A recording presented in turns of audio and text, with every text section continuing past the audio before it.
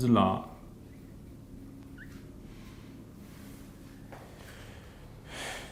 जी। तो स्टूडेंट्स इसकी स्टेटमेंट बड़ी सिंपल है और आप लोगों को बहुत अच्छी तरह से आती है कि current through a metallic conductor is directly proportional to the applied potential difference across the conductor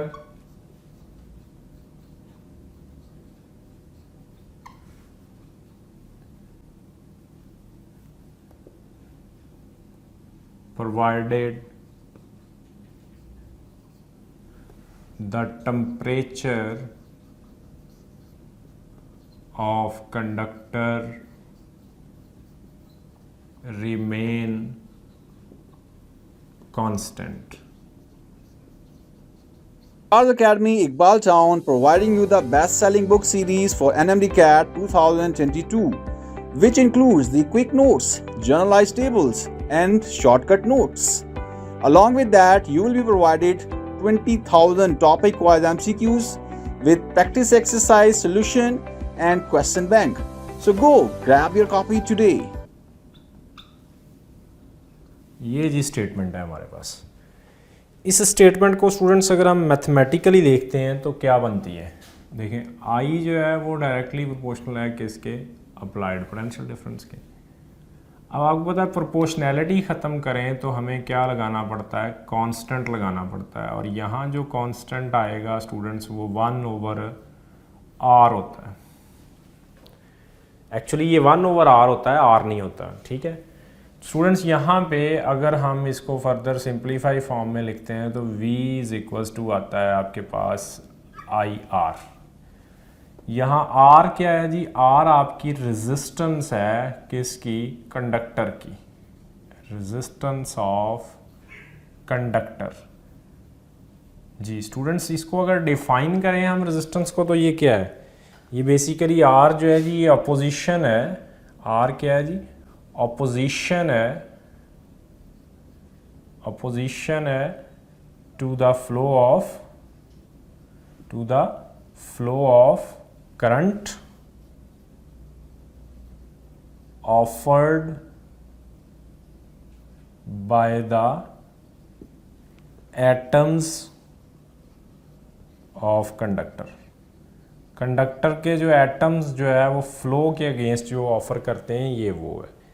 यहाँ से स्टूडेंट्स अगर हम R को कैलकुलेट करें तो स्टूडेंट्स R इक्वल आता है V/I के, ठीक है। और V/I के अकॉर्डिंग देखें तो इसका यूनिट है वोल्ट और इसका क्या है students, ampere, which is equal two volt per ampere.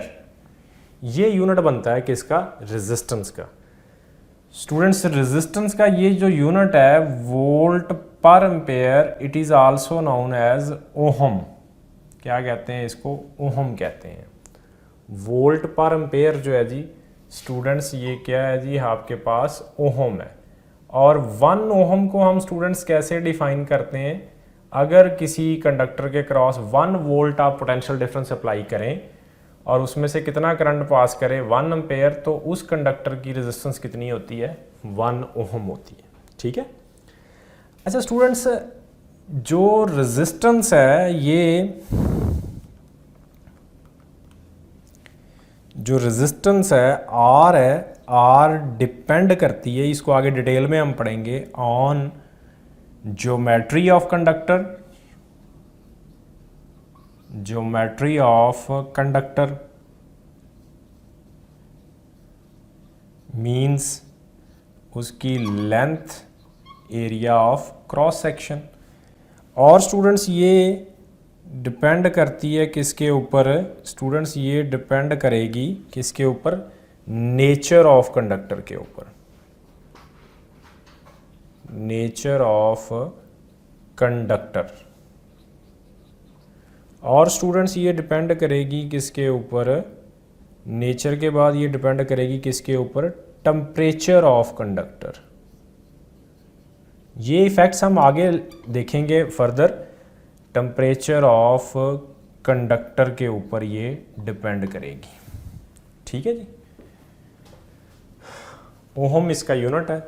अब स्टूडेंट्स इसमें अगर हम देखें कि अगर हम आई और वी का जो ग्राफ है वो चेक करते हैं, तो ग्राफ अगर हम इसका देखें, ग्राफ हम अगर आई और वी का चेक करें तो वो किसके इक्वल आएगा जी, आई और वी का जो ग्राफ है ये चूँकि डायरेक्टली प्रोपोर्शनल है, इसलिए ये क्या आएगा आप हमारे पास, इस तरफ अगर हमने आई लिया हुआ है और इस तरफ हमने क्या लिया हुआ है, वी लिया हुआ है। स्टूडेंट्स हमने पढ़ा था कि ग्राफ जो है उसमें से दो चीज़ें इंपॉर्टेंट होती हैं, एक होता है आपका ग्राफ का एरिया और दूसरी होती है इसकी slope.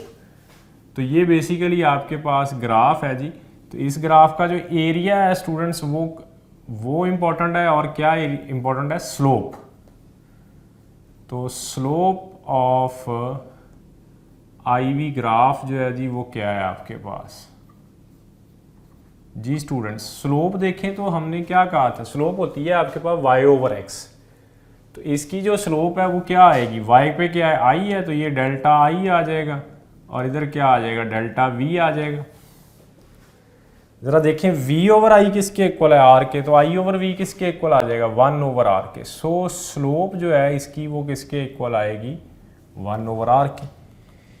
And you know reciprocal of resistance जो होता है उसे हम क्या कहते हैं, कंडक्टेंस कहते हैं। So it is also equal to conductance. क्या है जी ये, कंडक्टेंस। अब यू नो स्लोप जो है वो आपके पास टेन थीटा भी होती है। So tan theta is equal to आएगा इस ग्राफ का 1 ओवर r।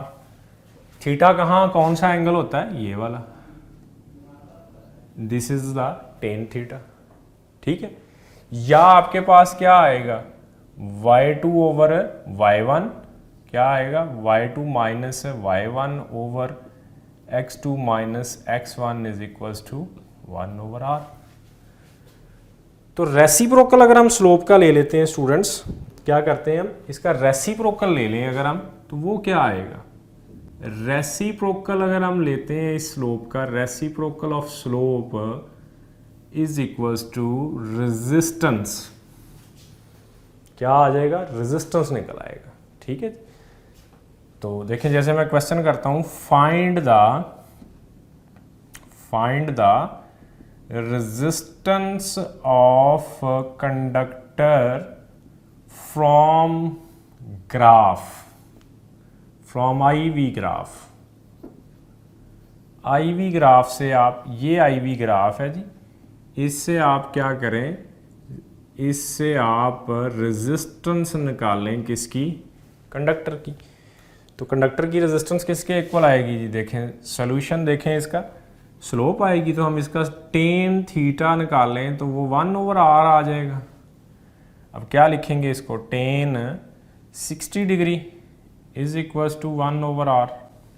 ठीक है स्टूडेंट्स, टेन 60 याद नहीं होता हमें, किससे हम इसको निकालते हैं, sine 60 over cos 60 is equal to 1 over r। Student sine 60 किसके इक्वल होता है, अंडर रूट 3/2 के, और कॉस 60 इक्वल होता है 1/2 के, तो ये 1 ओवर r आ गया। ठीक है स्टूडेंट्स, ये 2 से कट गया, तो ये क्या बच गया, √3 is equal to 1 over r। Students इसमें अगर हम r निकालेंगे तो वो किसके इक्वल आ गया, √3 ओहम के इक्वल आ गया। अगर इसका यूनिट क्या है, एम्पेयर है, और इसका यूनिट क्या है, वोल्ट है। ठीक है, तो इस तरह से हम इसको सॉल्व कर सकते हैं स्टूडेंट्स। ठीक है,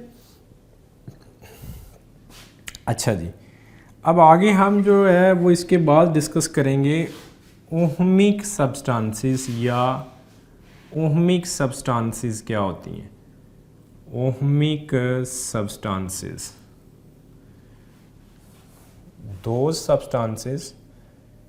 those substances which obey which obeys Ohm's law, जो क्या करें, ओहम्स लॉ को ओबे करें।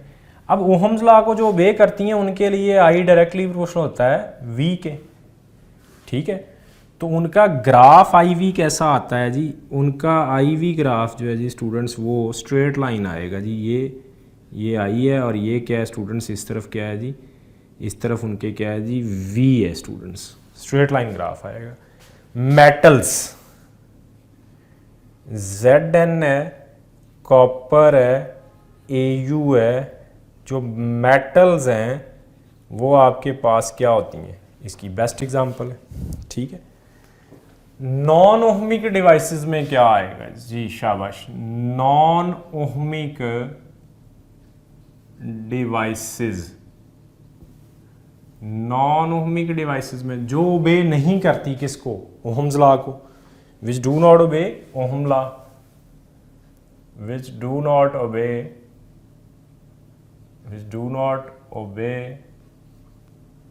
Ohm's law, जो Ohm's law को obey नहीं करती। अच्छा, जो Ohm law को obey नहीं करेंगी तो उनके ग्राफ किस तरह के आएंगे, उनका ग्राफ फिर स्ट्रेट लाइन नहीं होगा स्टूडेंट्स, उनका ग्राफ स्ट्रेट लाइन नहीं होगा। जैसे ये ग्राफ आई है और इस तरफ क्या है जी वी है, ठीक है स्टूडेंट्स। फिर स्ट्रेट लाइन नहीं है तो ये ग्राफ ऐसे भी आ सकता है। फिर स्टूडेंट्स ये ग्राफ ऐसे भी आ सकता है, आई है वी है, आई है और वी है। अच्छा स्टूडेंट्स, ये जो ग्राफ है ये है थर्मिस्टर का, थर्मिस्टर इस तरह का बिहेवियर देते हैं और सेमीकंडक्टर भी ऐसा ही बिहेवियर देते हैं, सेमीकंडक्टर्स, ठीक है स्टूडेंट्स। यानी सेमीकंडक्टर डायोड जो है उसका ग्राफ भी ऐसा आता है, वो भी नॉन ओहमिक डिवाइस है। और ये फिलामेंट है of bulb, filament of bulb है, ठीक है स्टूडेंट्स। तो ये आपके पास ग्राफ आ गए हैं, इनमें देखें आपके पास स्लोप कांस्टेंट नहीं है, स्लोप कांस्टेंट नहीं है, slope is not constant. So हम कहेंगे कि रेजिस्टेंस भी कांस्टेंट नहीं है, therefore R is also not constant. तो इसका मतलब है इनमें आर भी जो है वो कांस्टेंट नहीं है, ठीक है स्टूडेंट्स। तो ये हमारे पास छोटी सी जो सिचुएशन है किसकी, ओहम लॉ के मतलब छोटी छोटी चीज़ें हैं जो हमने डिस्कस की हैं। अब कोई एक दो क्वेश्चन करते हैं हम ओहम लॉ से related. Find the current in the given circuit। Given circuit में आप क्या करें जी, करंट फाइंड करें।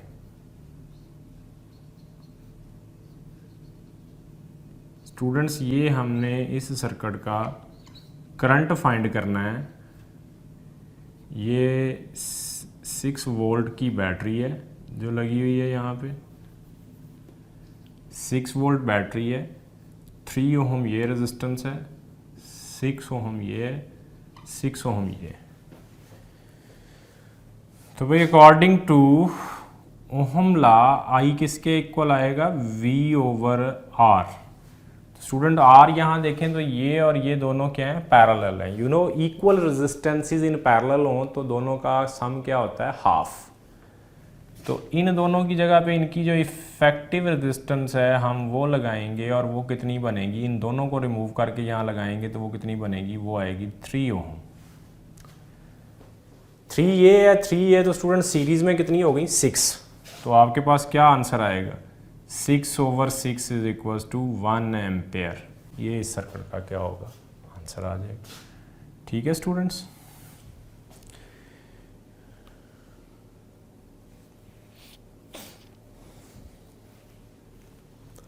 अच्छा जी, if 17 kilovolt of potential difference is applied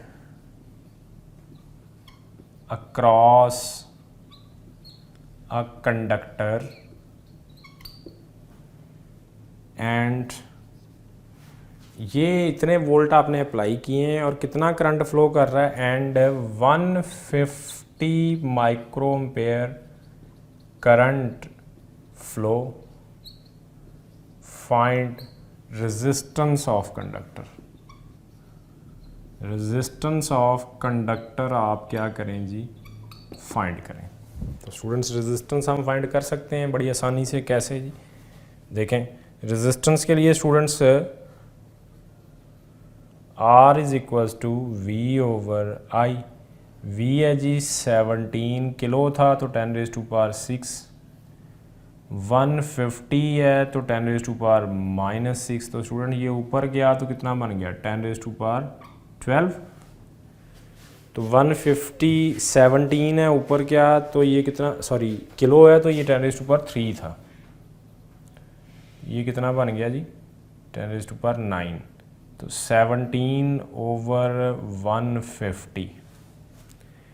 ठीक है स्टूडेंट्स, तो अगर हम इसे सॉल्व करें तो ये देखें, इसको अगर सॉल्व करते हैं तो हमारे पास आंसर आता है इसका 113.5 इंटू 10 रेज़ टू पावर बन जाएगा जी 6 ओहम। 6 को क्या लिखते हैं हम मेगा, तो ये आ जाएगा स्टूडेंट्स मेगा ओहम में आंसर आ जाए। ठीक है जी।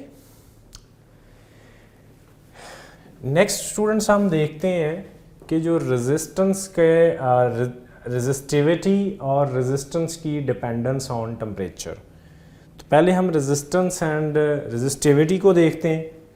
ठीक है, क्या डिस्कस करेंगे, इलेक्ट्रिक का रेजिस्टेंस जो है वो हमने स्टूडेंट्स डिस्कस की है, उसको हम देखेंगे। अब factor upon which resistance depend, कि वो फैक्टर जिनके ऊपर रेजिस्टेंस क्या करती है डिपेंड करती है, तो वो देखते हैं, बड़ा इंपॉर्टेंट है ये भी। फैक्टर्स